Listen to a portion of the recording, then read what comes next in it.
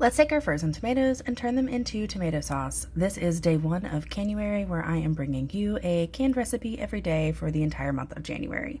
I particularly love using frozen tomatoes whenever I can because they are so easy to peel. There is no blanching, the freezing process does that. You can pre-core them or cut them off like I did here. You'll throw them into a pot and boil them down until they reduce by about half.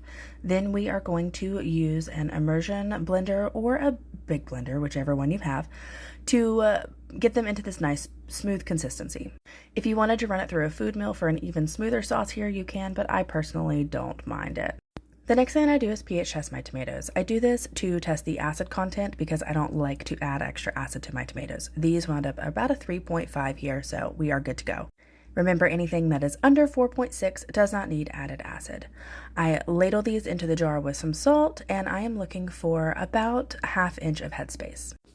Once I get all the liquid into my jars, I will debubble them. I forgot to film that part, but I just take a chopstick and move it around, stir the salt in, and try and remove the bubbles from the jar. Using this canning funnel keeps your rims a lot cleaner. You will see here in a minute how well that worked. The last step that we're going to do before we put our lids on here is take some white vinegar and wipe our rims. Having a squeaky clean rim is an absolute key to making sure that your jars seal the very first time. I like to wipe them and make sure that the paper towel is clean by the time you pull it away. If it still has residue on it, wipe it again.